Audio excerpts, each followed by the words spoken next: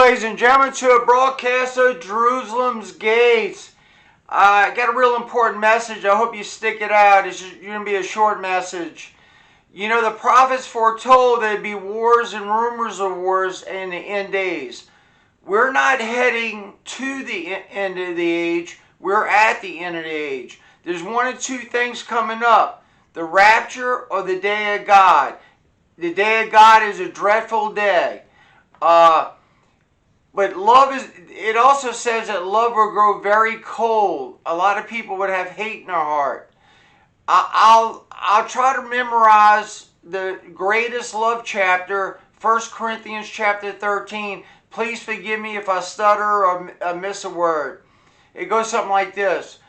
Though I speak with the tongue of men and angels and have not love, I become a sounding brass or a clanging cymbal. And though I have the gift of prophecy and understand all mysteries and have not love, it profits me nothing.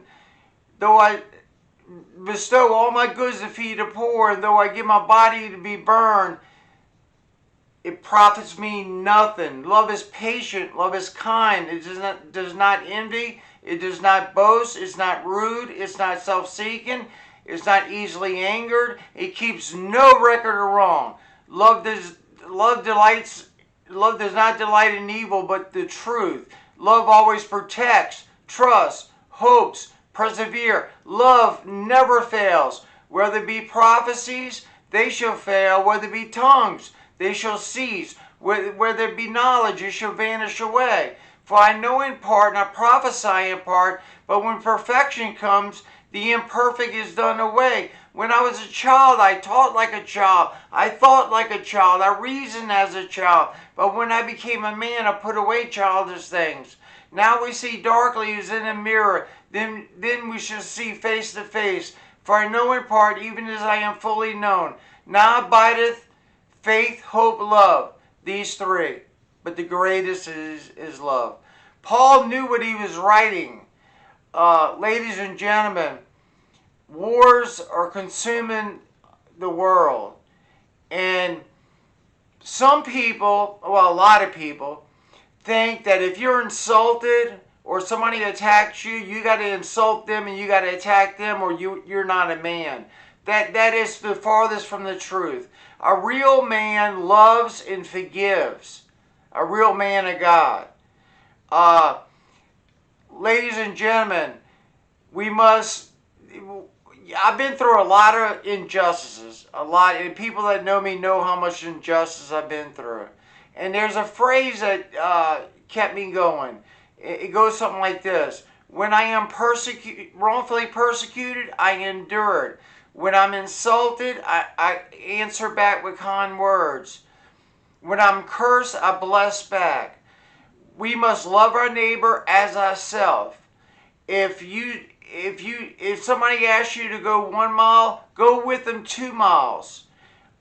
We must be willing to give our time, our money, and have compassion in our hearts for everybody.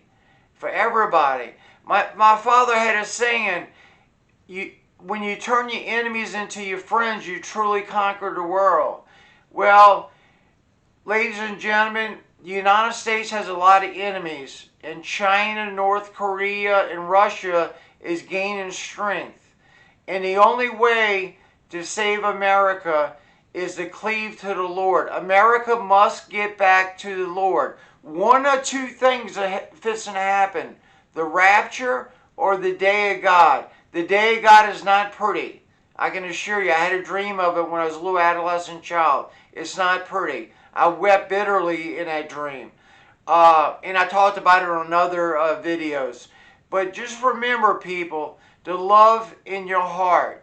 Love everybody. If you see somebody homeless on the side of the street, don't say, oh, look at that bum, or if I give him money, they'll go spend it on alcohol or whatever.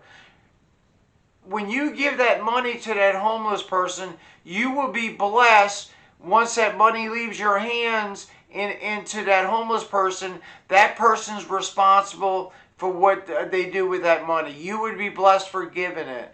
So remember, ladies and gentlemen, keep love in your heart. regardless. And it is not on man to forgive and to love back. It's a true man of God that loves and forgives. Remember that, ladies and gentlemen. I got a short message. God be with you. We catch you on the next broadcast.